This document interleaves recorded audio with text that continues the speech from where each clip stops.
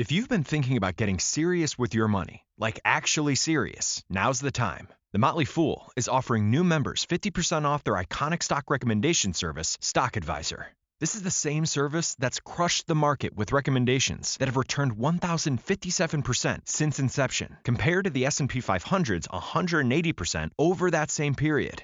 This isn't guesswork. The Motley Fool has a track record of finding companies before they become household names. So if you want to invest smarter and you like saving money while doing it, go to fool.com/listen to claim your 50% off discount off a 1-year term of Stock Advisor. Again, that's fool.com/listen.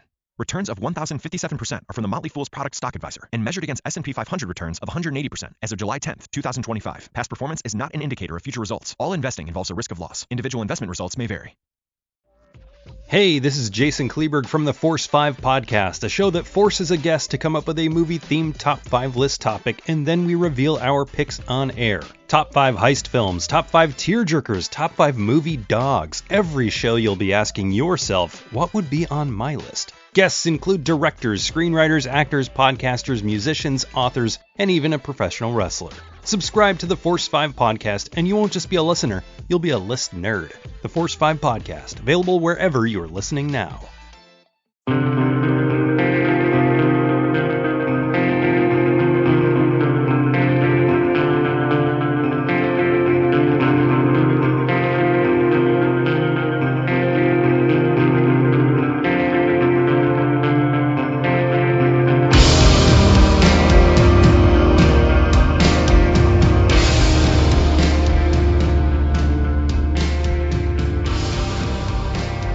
And welcome to the Kulturecast. I'm Chris Stachiw. Sean Liang is out again today. He is a very, very busy and important man.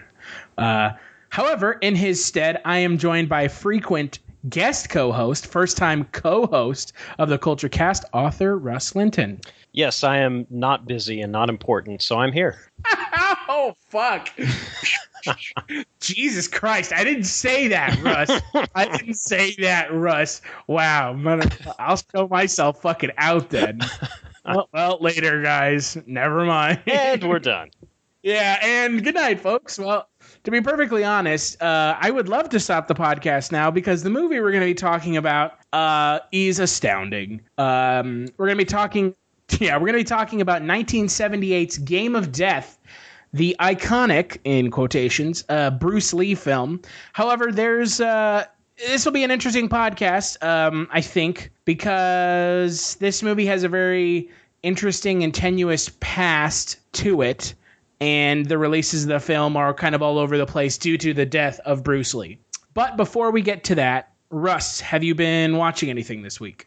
I have not really been watching anything, although I did catch, I was kind of flipping channels and I caught Fight Club playing on one of the cable channels. And I caught maybe the last, 3/4 of the movie. And just watching that, I was like, man, this is a really damn good movie. I forgot how good this was. So yeah, Fight Club, I recommend it. Yeah, I was gonna ask you, you answered it already, but I was gonna ask you how you felt about Fight Club. Yeah. Good movie. I mean, the really interesting thing is how it kind of ties in with some of the current like disruptive technology and social stuff that's going on right now. I don't know. It's just got this weird vibe as far as, you've got this terrorism angle and you've got this whole like underlying like social movement sort of angle, and they're like blowing up bank buildings so they can reset the world economy and stuff. And then, right now in the real world, we've got these weird distributed technologies like Bitcoin and stuff coming up and kind of disrupting things. So it was just it was interesting, the parallels for today. Maybe I just didn't watch that movie in the right mindset, or maybe this is just like massive unpopular opinion time. I just find that movie to be massively overrated. Oh, really? Compared to the book. I mean, the book is fantastic. I don't think the book is one of Chuck Palahniuk's best. Yeah, I mean, this is actually one where I have not read the book. I've just seen the movie. So I'm sure the book's better. That's why. Yeah, is that ever not the case? If that's ever the case, then the book never would have made it to the screen. Have you read any of his other books? No, honestly, I haven't. They're fantastic. They're all kind of a little out there, a little strange. Yeah. You know, obviously Fight Club is a pretty strange concept. Absolutely. Yeah. So, yeah, you know, I need to go back and rewatch the film. Well, and it could be just that that thing of, hey, I read the book and the book was awesome, and so this movie really sucks, and I know why it sucks. You know, that's true. That could totally be it, because I know how that goes. Yeah, I mean, and I'm a huge fan of Ed Norton, so you would think that I would like the film, but I guess no such luck. Yeah, Ed Norton and Brad Pitt has been in this like surprisingly high number of movies that I've enjoyed. I don't know why, but he has some acting chops. Yeah, he does. When given the ability to act. Exactly. Yeah, you put him in the right script, right movie, he's like really, really good. It's kind of weird. Yeah, no, I completely agree. You know, I wonder why they don't cast him in more stuff, frankly, with like serious acting, if that makes sense. Right. So, but that's again, that's just me. I don't know. Let's see. Have I been watching anything? You know, I've been okay. Speaking of bad movies, I've been on a kick, and I've been watching a lot of Steven Seagal films. Yes. I have not taken a trip into non-theatrical release yet, and I don't think I will. Because I know what that entails with Seagal films. Oh God, yeah. But I have been watching all of his theatrical releases. So you should watch his reality TV show where he runs around pretending to be Steven Seagal, love man. Jesus Christ! I mean, the trailers for the movies alone are just so fantastic. Steven Seagal. Last time he was marked for death. Before that, he was under siege. Like, oh God. And his characters all have these like goofy names like John Hatcher, Mason Storm. Right. I forget what his character's name is in Under Siege. Something Casey Ryback. I think, you know, and you know, he's just such a, we're going to be talking about Under Siege next week, but he has such a strange way of like delivering his lines. Yeah. Where he's like, I'm going to take him to the bank, the blood bank. Like, it's humorless in, like, a cringy kind of way. Right. And he has no charisma. Yeah. And they always, every single movie that I've seen him in, for the most part, they have to shoehorn in his, like, mysticism because he's, like, really into Buddhism. And they always play that up in, like, all of his movies for the most part. Especially towards, like, the end, like, in a film like Glimmerman, where it's just, like, Steven Seagal plays a cop from New York who's really into Eastern like medicine and shit. And isn't that crazy? Yeah, he is a weird actor. Yeah, and all of his movies are like super anticlimactic. And man, he does. Have you ever wanted to dive deeper into the horror movies you love? Beyond the Blood is a horror podcast for fans who want more than just surface level screams.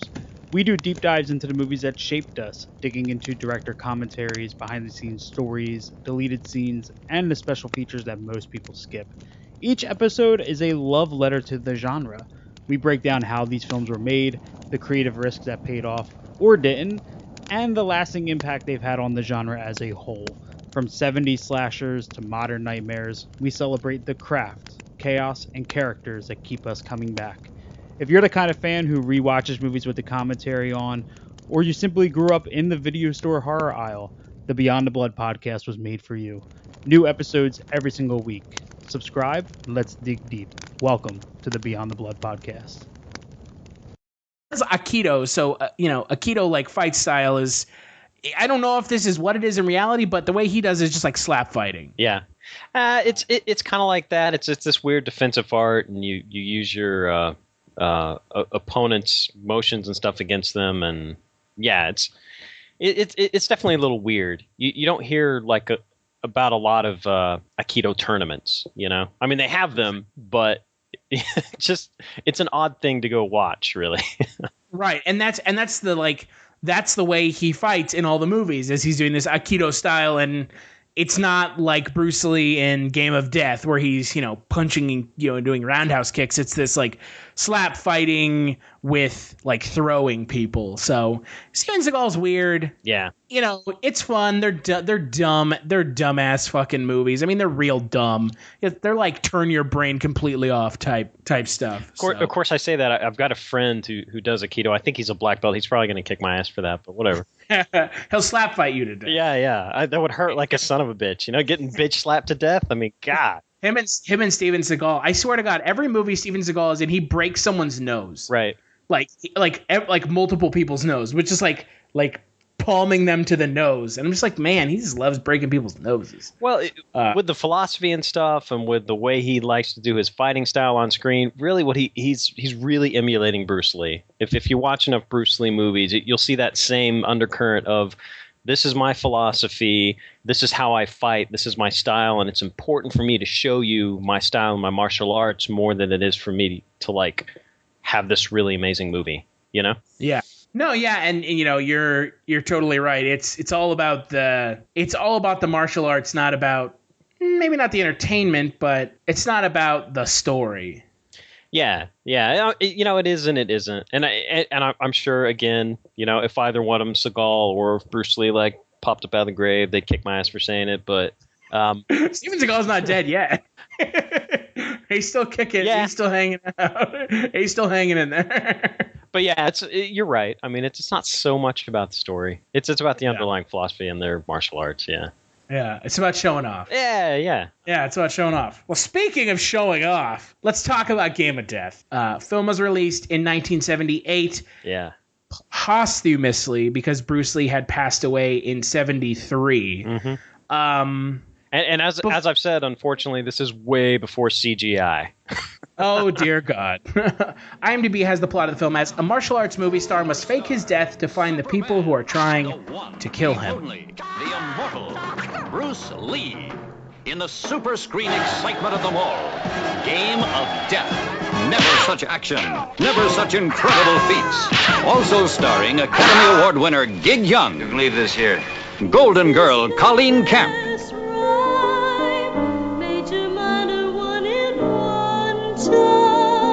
Academy Award winner Dean Jagger.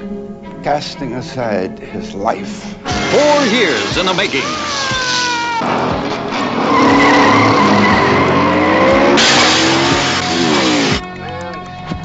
Hugh O'Brien.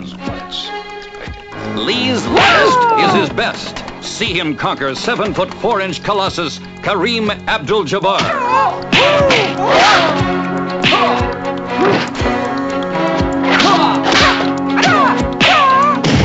See him battle world karate champ Bob Wall to the death.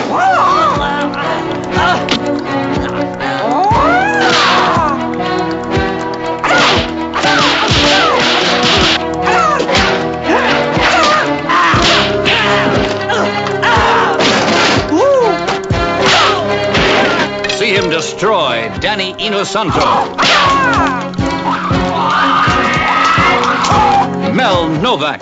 Got up and jumped out the window.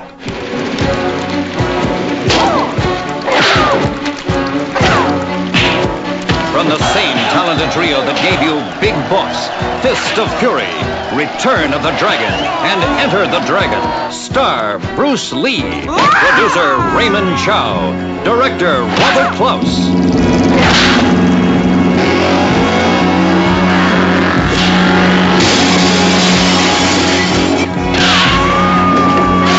A giant in his time, a legend in his death, he lives again. Bruce Lee, Game of Death. Russ, quick take on this. There's about 10 minutes that are worth watching. Okay, I think we need to explain this statement. Do you want to explain it? I think because you were the one who told me about it initially. Yeah. So I think you should explain there's only 10 minutes of footage in the theatrical release of the film. Well, okay. So what happened was Bruce Lee set out to make this movie, Game of Death. And he was working really hard on it. He had come up with the script. He had started filming. They had filmed, I can't remember how much material it was, but it was like an hour of this movie. I mean, they had done quite a bit of work for it. And for his entire career, he had been trying to break into big Hollywood, the U.S. That had been his goal. And when he had first come, he basically was told, hey, you're Chinese and it's just not going to work out. And so he took his operation back to China. He started cranking out martial arts films that were crazy popular. And finally, somebody took notice. And I think it was Warner Brothers. They said, you know what? We want to give you a ton of money so you can go make Enter the Dragon. And he's $850,000. Yeah, in $1978 or whatever. Yeah. So yeah, he was like, okay, sure. And so he drops Game of Death, sets it aside, goes makes a really actually good movie. It's a classic martial arts movie. If you want to watch Bruce Lee flick, you should watch that, not this steaming pile of shit. But after that, he, of course, passed away. And so the director was left with this pile of footage, and they decided, well, we'll just make our own movie.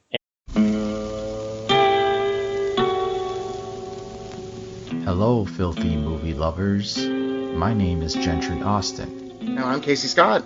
And we're the hosts of the Sin Syndicate, film podcast for something weirdos, anti-criterion bros, and Joseph Sarno aficionados.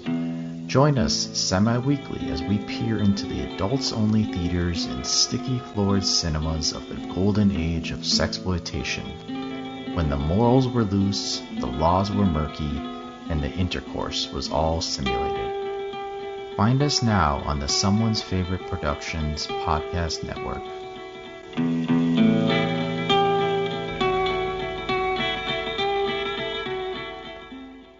And they took 10 minutes of all the footage he filmed, which, like I said, it's like 40 minutes or something. And they spliced it into one of the worst things I've ever seen. And there you go. Yeah. No, this holy shit. I mean, obviously, I think if someone was watching this film and they didn't know that, they would pick up pretty quickly on it. Yeah. Because the gentleman who they have as Bruce Lee in the film for the majority of it, Kim Tai-jung. Yeah. He looks like Bruce Lee. I say that he looks like Bruce Lee if the camera's moving fast enough. Right. He looks like Bruce Lee from behind. Yeah, if he keeps his shirt on and he's got on the giant sunglasses, you can't see his face at all, then yeah, sure, he kind of looks like him. Actually, in the scene after he gets shot in the face and then they cover his whole face with, bandages, that's probably where he looks most like Bruce Lee. That's where he looks most like. Yeah, you're totally right. I mean, because it's really jarring. They start out, they're using footage from another Bruce Lee movie. I think it was Way of the Dragon, and he's fighting Chuck Norris, and I mean he's just doing his typical Bruce Lee badass routine, and then they just shift to this other dude, like, oh yeah, that was him all along, and he's just like comparatively just this scrawny little motherfucker. And Bruce Lee was all just rippling with muscles everywhere. The people probably shouldn't have muscles. And, suddenly they switch and it's this other dude. He's got his shirt off, and he's kind of dressed up to fool you. But he's just this weird, scrawny dude. And it's like, wow, what happened? It's just jarring. It's jarring. And on top of that, it's beyond distracting. Mm-hmm. It's like because I didn't realize how early in the film the replacement Bruce Lee, fake Bruce, I guess. I didn't realize how early into the film he shows up. It's like in the first scene. Yeah. It's before the credits are even almost done rolling. You get to see this fake, pretender Bruce Lee, and man, I couldn't stop just like staring at him throughout the movie because he just doesn't look like Bruce Lee. No, he doesn't. I mean, I guess, like we said, he looks like him if he's being filmed from behind, or anything, which they do a lot of. Humanly, yeah, right. Where they like knowingly conceal his face or have him like talking to people off screen. Right. It's I will give them credit for trying. However, I will take all of that credit away because there is one scene in the film where Bruce Lee is talking to the like drug lord, the big bad guy, doctor, old dude. Yeah, Steiner, and Steiner. I guess that's his name. You know, I couldn't even tell like their names, anything, because just it. Oh God. And he's talking to him while staring into a mirror. Right. Oh my God, I can't believe I'm actually saying this happens in a film. They cut out a picture of Bruce Lee's face, taped it to the mirror, and then had Hugh O'Brien stand over his shoulder, and they were filming over Hugh O'Brien's shoulder, so it was one of those like stereotypical mirror shots with a character standing over another character in the mirror, but it was like a guy like with his face like where Bruce Lee's face is. Right. And it is just like, I was like, oh my God. I'm telling you, it's like this is awful. It's DreamWorks 1978, you know? That was high tech. It's awful. Like, I can't even, it's literally a cardboard cutout of Bruce Lee's face. Uh-huh. Like, oh my God. Yeah. Like, Jesus. I know that you guys had to figure out a way to finish the movie, but oh my God. Yeah. I mean, I don't know. I totally agree. And they did it so much. I don't know why they didn't just stick with the lame ass behind shots. You know, he's constantly filmed from behind. He constantly have those giant sunglasses on so you can't see his face. They shoot him in the face, so they have an excuse to put bandages on there.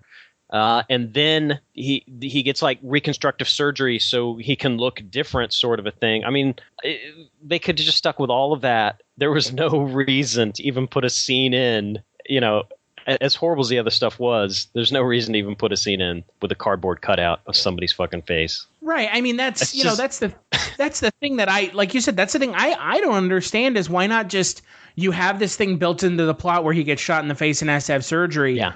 Why not just have his face change? Yeah, exactly. Right? I mean, I guess the only conclusion I can come to, and I'm assuming you'll agree with me, is because they already had the scenes with him fighting Kareem Abdul-Jabbar. Yes. Oh, they had to put those in. Yeah. Right. Yeah. So they couldn't make him look different because they're not going to refilm them with, you know, Joe Schmo, whatever. Joe Schmo, you know, martial artist. That's true, but they could have filmed it with the other guy, had him get the plastic surgery, and then surprise, surprise, he actually looks like Bruce Lee, and then they go into the other footage.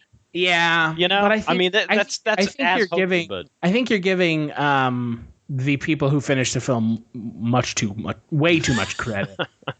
I mean, you know, the original. So let's talk about the 1978 film, and then we'll talk about what is available to watch on YouTube. Yeah. The 1978 film is a barely intelligible plot that like I couldn't follow. Yeah. And I couldn't follow it because it almost starts in media res, because as soon as that first scene is over, he's almost, you know, Bruce Lee, Billy Lowe, is almost killed by a falling light from the on the movie set. Yeah.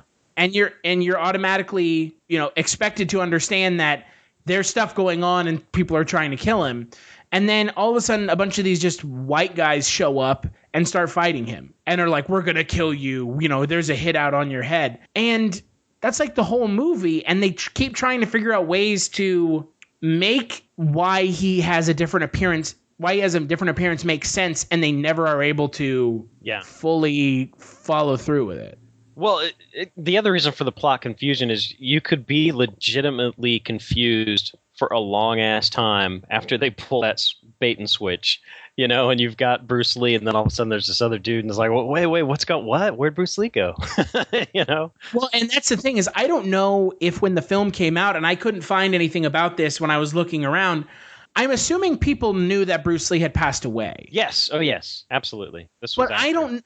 And you know what?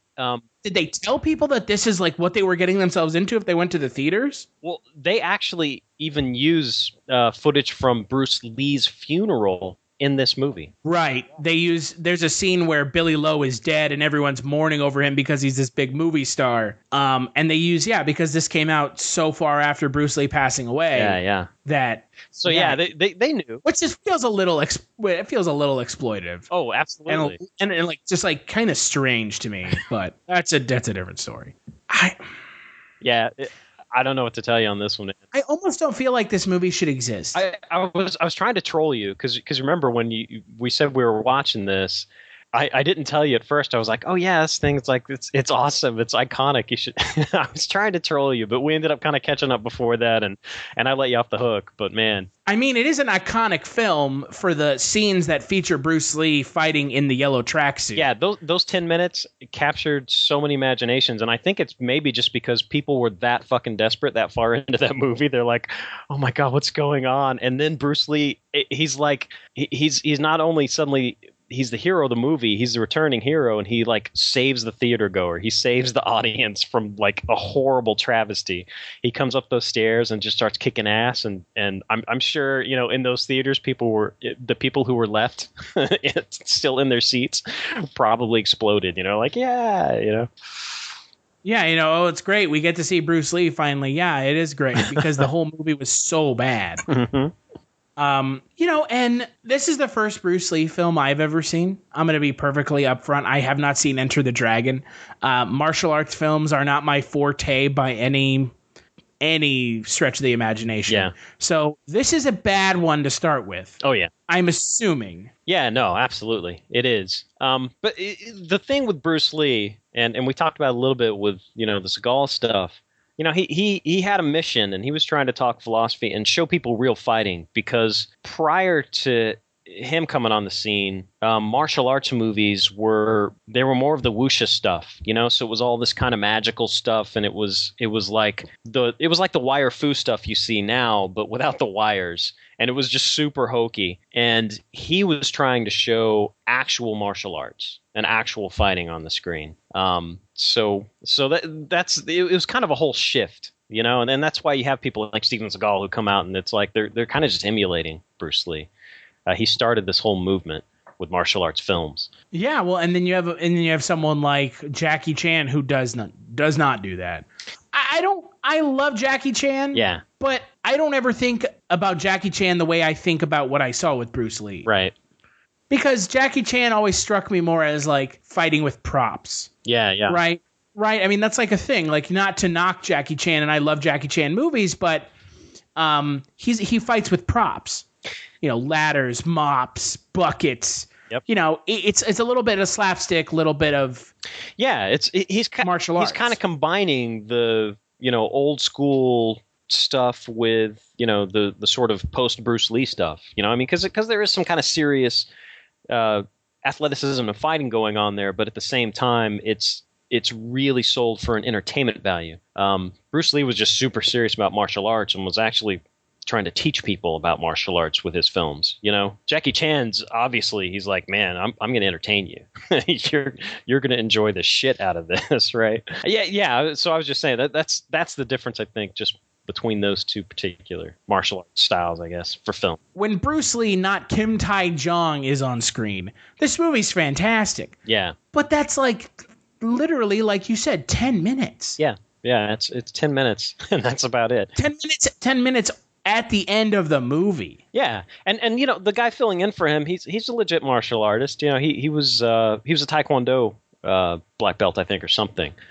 So he knew his stuff. But Bruce Lee just has this on-screen charisma. Whether he can do an Oscar-worthy performance or not, acting or not, doesn't really matter. He's just got this sort of charisma about him and this physicality with just about every movement he makes that just sells the film, and like that 10 minutes, it's actually worth watching.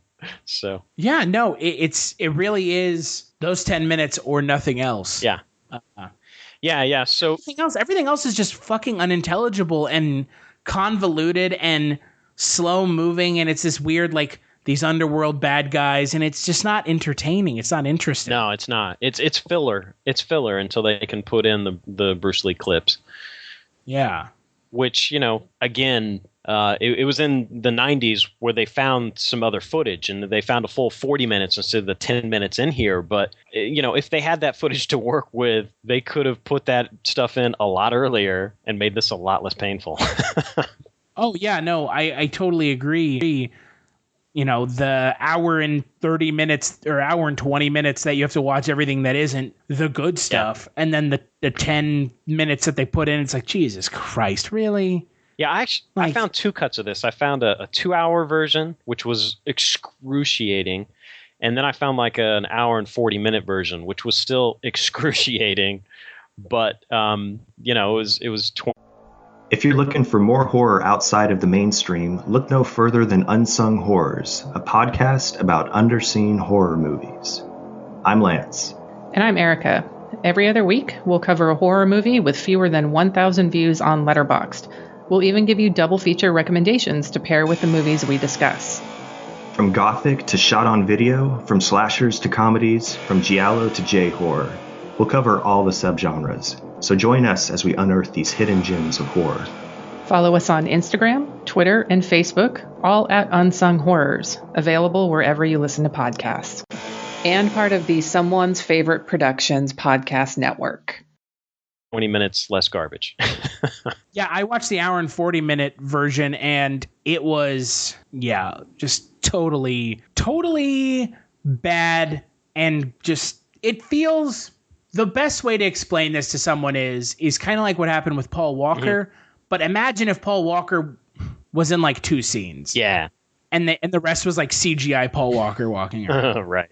But like poorly done. Because though in Fast and the Furious, I can give him credit, they did a pretty good job. But then again, he was also in most of the movie anyways. This is just like so glaringly bad that everything else that's happening on screen doesn't really matter compared to watching, pretender Bruce Lee talking and doing things. No, it doesn't. And it's very distracting. And if you really want to see Game of Death, there's a documentary called Bruce Lee: A Warrior's Journey, and it's a pretty good documentary, and it kind of starts out with his philosophy and just some interviews with Bruce Lee.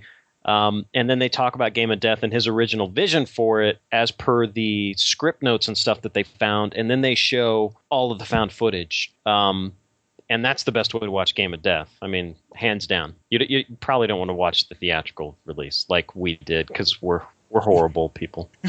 We are sadists. Well, let's transition and talk about the 40-minute cut of the film that is readily available on YouTube. Yeah. And it'll be in the description below the podcast. So it pretty much just involves Bruce Lee fighting 3 martial arts masters. Right. A Filipino Eskrima master, a Korean Hapkido master, and Kareem Abdul-Jabbar. Which I can't even believe I'm saying. Yeah. And it involves his 2 little buddies that are with him that fight up this 5-level pagoda that is where the highly skilled martial artists are hanging out. Right.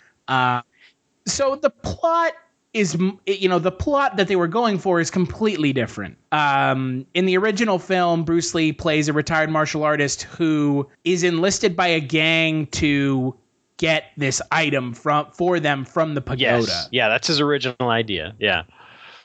Which is simple, to the point, perfect for a karate movie. Exactly. A kung fu film.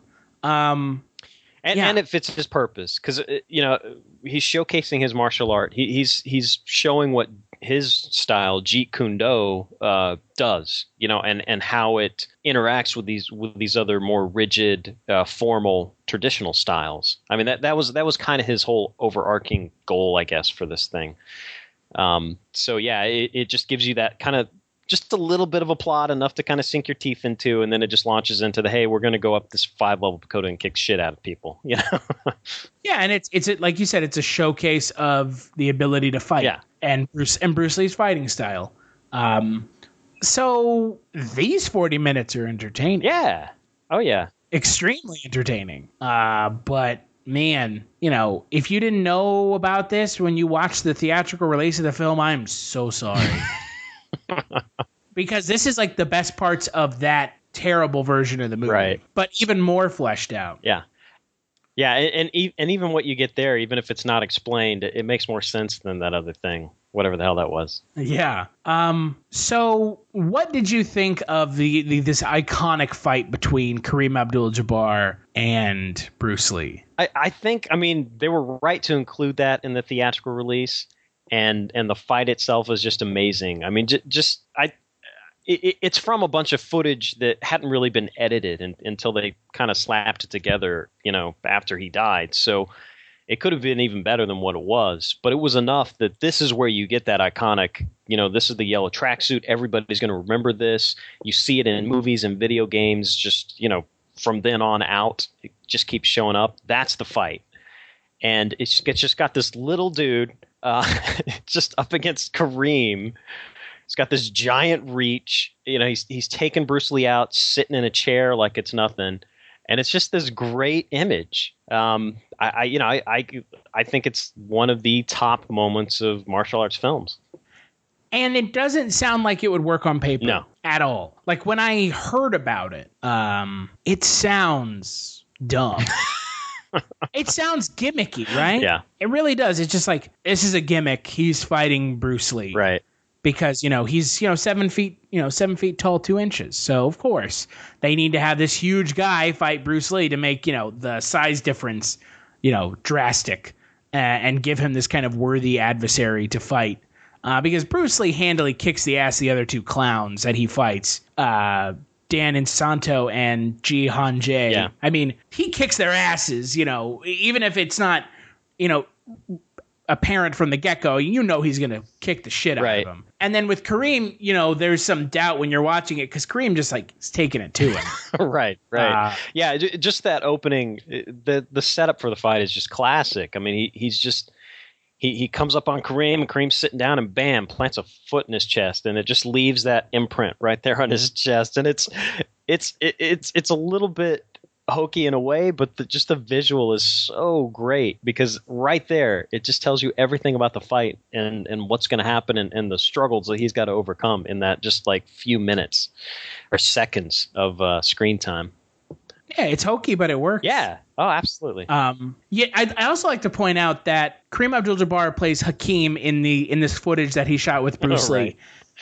I thought fake Bruce Lee was really distracting. It's like they propped a scarecrow in the fucking corner of that other movie, and it's like planted a fro on it and this frizzy beard. It's so terrible. Right? It was horrible. Fake Kareem Abdul-Jabbar is absolutely one of the worst things I've ever seen. Yeah, I totally agree. Yeah, and even in the scene, so after Kareem Abdul-Jabbar is beaten by Bruce Lee, in the Game of Death 1978 version, there are a couple shots of him dead. And Kareem Abdul-Jabbar is pretty light-skinned. Yeah. The gentleman that they had standing in for him on that rug was maybe 6'8" and just a extremely dark black man. And it's just oh my God, really? Come on. Don't even film this shot. Don't even make this. He died. You watch him die. You don't have to completely destroy the scene. Yeah. Any more than you already have by shoehorning it into the movie. I don't know if a movie like this could exist anymore. The way that Game of Death 1978 ended up coming into existence. I think if the main star of a film died, they, like I said with Fast and Furious, I don't think that they could release a full movie with someone else pretending to look like him, right? That's like an unheard of thing. No one would do that anymore, right?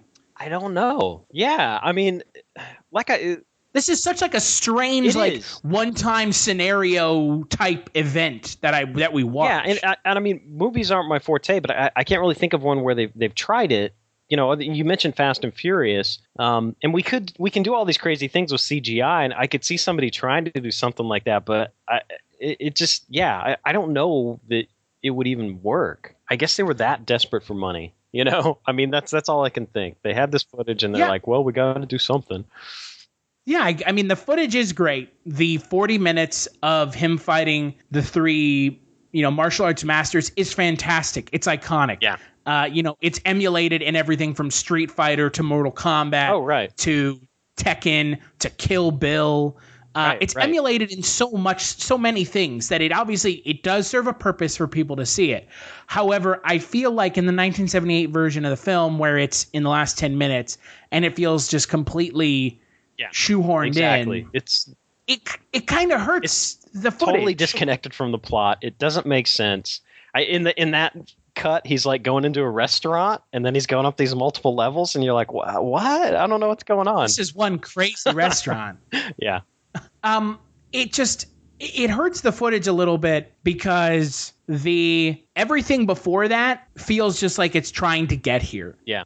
And it's such a poorly done road to that you're just like, at the end I was checking out of the film. I was like, man, I just want this fucking movie to be over. Oh yeah. Yeah, like, I watched it in shifts, you know? I mean, it was like, okay, I'm watching a few minutes now, and now I'm doing something else that doesn't suck. And then I'll watch a few more minutes, and okay, now I'm going to do something that doesn't suck, you know?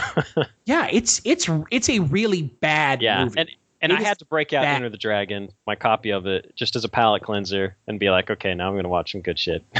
Yeah, see, and now I feel like I need to watch Enter the Dragon. I think you should. I mean, it's pretty classic 70s stuff. But you know, it's his kind of penultimate project. You know, that's what he was hoping for his entire career.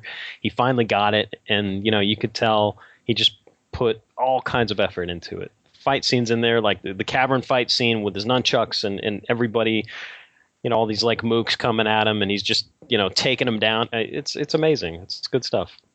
Yeah, and that's what I was expecting with this film. You know, right. This film, though, has all kinds of tragedy associated with it. It's really bizarre. I mean, not only is it just Bruce Lee's last film, and they do this horrible travesty of you know, Justice like trying to put it together, but did you catch the part where the in film, you know, character, they set him up and they shoot him? Yes. Right. So he's that, you know, the martial artist and or the actor or whatever, and he's filming a scene, and somebody to get back at him, they switch out the blanks with a real bullet. Yeah, one of the hired goons shows up as an extra. Exactly, and they put a bullet in his face. You know, flash forward to Brandon Lee, and that's really creepy. Yeah, because it more or less mirrors. Yeah, super creepy. Right, because Brandon Lee, Bruce Lee's one and only son, he died on the set of The Crow. Yeah. Correct? Yeah. He died on the set of The Crow after a blank round discharged incorrectly and shot shrapnel into his heart. Yeah, killed him. And there's like all these conspiracy theories behind that. And you know, it's understandably so that you would have conspiracy theories because of that, you know, just because of this movie, essentially. Yeah, because, you know, he did, you know, Bruce Lee died from cerebral edema. Yeah, the brain hemorrhage or something. I mean, nobody really ever was able to put together a cause. And there's, of course, all this conspiracy theories about that, too. That he was, you know, showing off a martial arts style that he wasn't supposed to. Yeah. And they wanted to silence him. And, yeah, he was on drugs. You know, I've heard all kinds of stuff, you know, speculation. Could have just been a genetic thing, you know? I mean, who knows? Yeah. But yeah, the kind of the mirroring of the death of his son is really weird. Upsetting. Very upsetting. Yeah, especially to die in a way from, you know, like one of the worst movies I've seen. You know, it's like, really? You got to go that way? That sucks. That sucks bad. Yeah, and, you know, just the fact that, oh, God, so much tragedy associated with the Lee family. Yeah. Yeah, and then the other thing I had to look up was, okay, watching the reporter, Gig Young, I'm watching him, and I'd never heard of the guy before, and I'm watching him going, holy hell, that guy is just, like, drunk. I mean, he is just... he's just fucking plastered delivering those lines. He's kind of mumbling through them, and you can tell, man, he's just having a good day on set, right? And so I had to look that up, and yeah, he killed himself not too long after this movie. Guy with his wife, yeah, and he was a major alcoholic, you know. So this movie's just bad on so many levels. I know, right? This movie not only is a bad movie, it is also like there's a lot going on behind it that's horrifying. Yeah, it's just straight up like curse and just all this other bullshit wrapped into one. Yeah, just don't watch this movie. Why are we talking about this movie? Everybody always talks about how The Conquerors with John Wayne, where he plays Genghis Khan, is such a cursed movie. I think I would put this up there with cursed movies. Yeah. Oh, absolutely. Yeah. This movie doesn't have anything on that. I mean, Jesus Christ. Except for the fact that in that movie, apparently a bunch of people were, given radiation because they were filming in White Sands where they were testing nuclear weapons. But whatever, it's fine.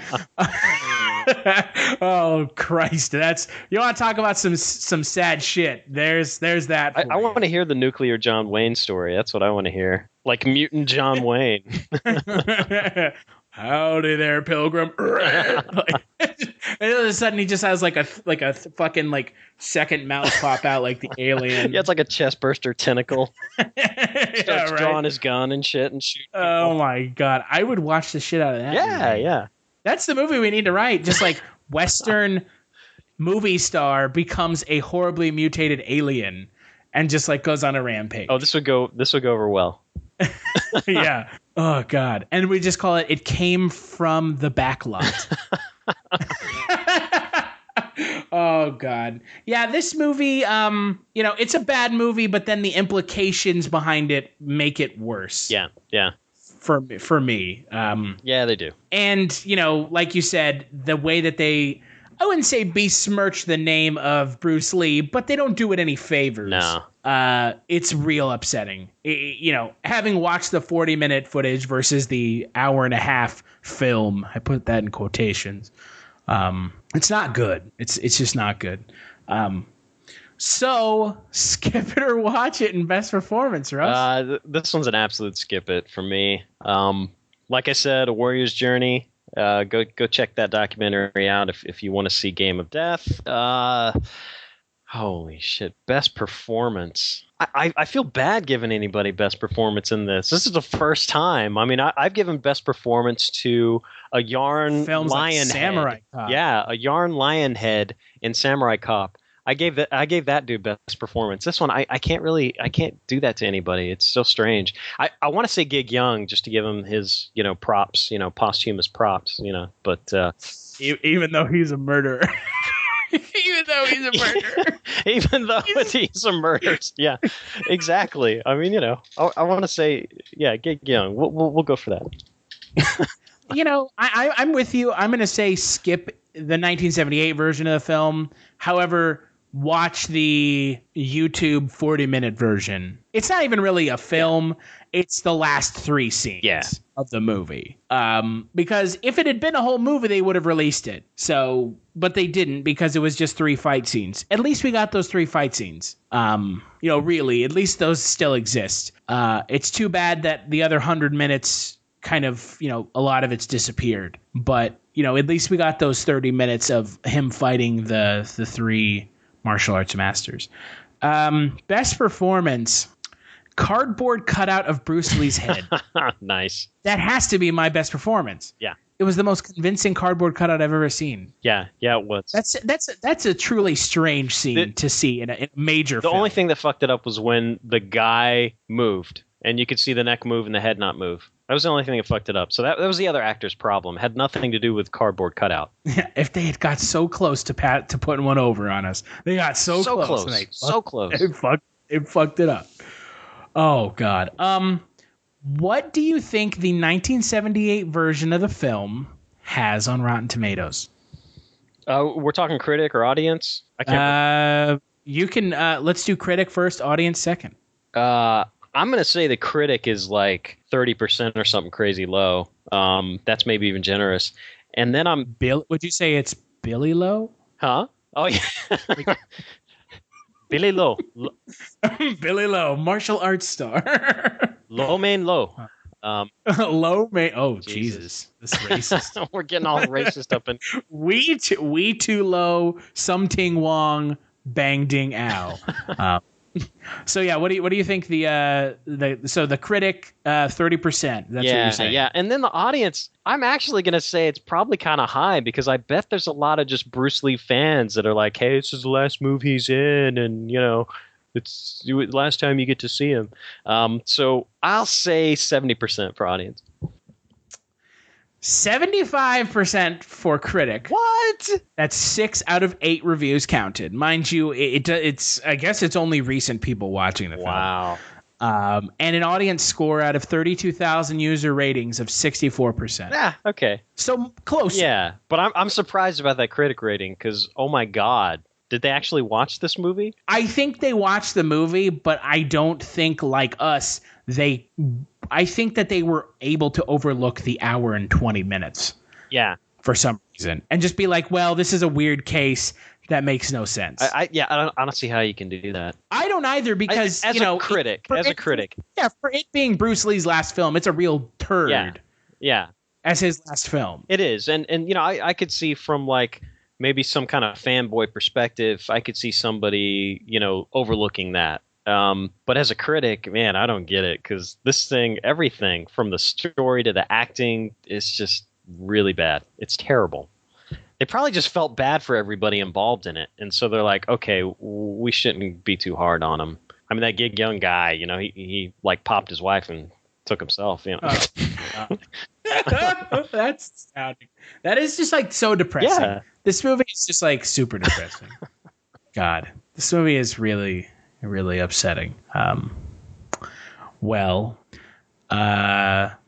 Before I talk about this Thursday's Kulturecast, Russ, what are you up to right now? What are you working on? I'm getting the final edits done for the next book of my fantasy series. It's called Forge of the Jagger. It's the name of the book. The original book was Pilgrim of the Storm, and I'll have the second book out by the end of this month. And I want to say Pilgrim of the Storm is the Kafka bug. Right. Yeah. I call it Tolkien meets Kafka on the Ganges. It's this weird sort of epic fantasy combined with a bug dude, which is influenced by sort of ancient Indus River civilization, India sort of culture. Mm-hmm. So, yeah, it's this weird combination of shit that probably doesn't work, but hey, whatever. You know what? If you like it, yeah, that's right. No. I honestly remember when you were talking about that book coming out. Nice. That's how long we've been.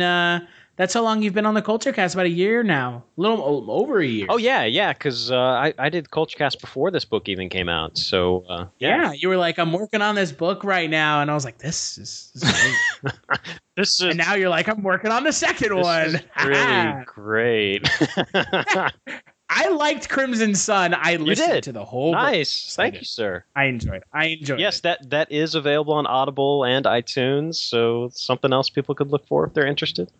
And I can give it a glowing review as someone who listens to 2 to 3 audiobooks a month.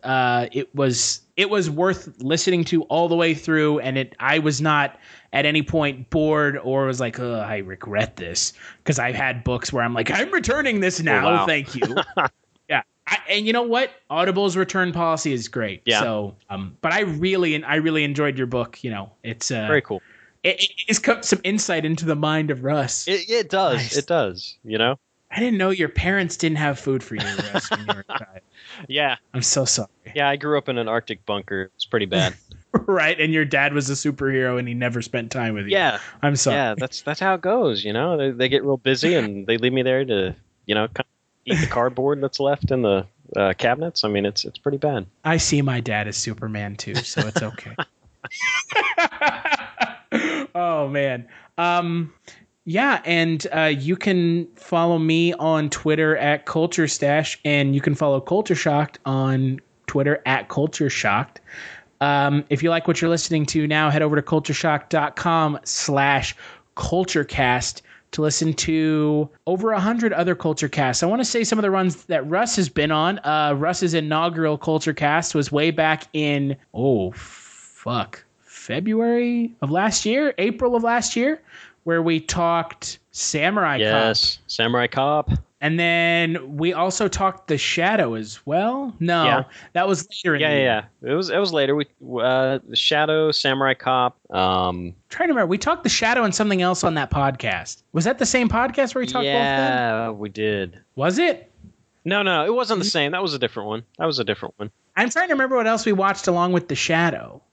Oh God, what was that B movie with the dinosaurs and bullshit? No, Samurai Cop and The Shadow. Yes, on the same. Really, podcast. it was okay. I thought. I thought it was with the other one. I don't even remember the name of these movies now. You're thinking of Carnosaur. Yes, Carnosaur. That's it. One of the most astounding films I've ever seen. I thought we watched that with Samurai Cop just because it was we watched Carnosaur with Sharknado. Yeah. We watched Carnosaur with Sharknado. Oh, wow. Yeah, that's right. We had a whole string of it wasn't Bad Movie Month. It was like Bad Movie half a year sort of thing. Bad Movie always with Russ. Anytime Russ is on. Well, see, that's the thing. So the first one you were on with us was Samurai Cop. Right. And then you came back for Captain America 1990 and Watchmen. Yes. And then Carnosaur Sharknado. And then Oh Brother, Where Art Thou? And then Dr. Horrible's Sing-Along blog. Yeah. Silent Night, Deadly Night 2. And then the last one you were on before this one was The Revenant. Yeah. That movie. Yeah. That movie. a lot of grunting in the woods and some bear rape going on. That was... Yeah, man, that's a good one. Yeah, so it's been a while since you've been on. Yeah, no, this is good stuff. Yeah. And as always, big thanks to Wovoka, the band who provides the intro, outro for the Kulturecast. The song that you're hearing is Lament, and that is off their first album, which is self-titled. And if you want to help us out, head on over to patreon.com/culture_shocked. Kick a couple dollars our way. Every little bit helps. It is not cheap or free to keep the lights on over at 0069 Culture Shock Tower. Big thanks to you, Russ, for sitting down and talking with me and helping me guide this ship through the narrow straits of the sadness and tumultuous filming that was Game of Death. If you could call it filming, yeah. Film quotations. It's something. I don't know what the fuck they're doing. It was something. It is a film because it was recorded on film reel. Yes, but film is a loose term. Yeah, let's call it Bruceploitation. That's what we'll call it. Oh, ooh, I like that. That's a good one. And this Thursday we're going to be talking Ip Man. And Mike White from the Projection Booth podcast will be joining us to talk Ip Man. And then next week, we're going to be talking Mortal Kombat on Monday. One of the wrestling critics for the site, Mark Hall, will be joining us along with the band who provides the intro outro for the podcast, Wovoka. So we're going to be sitting down and talking Mortal Kombat. And on Thursday, Mike will be joining us again to talk the Steven Seagal classic Under Siege. So make sure to check those out.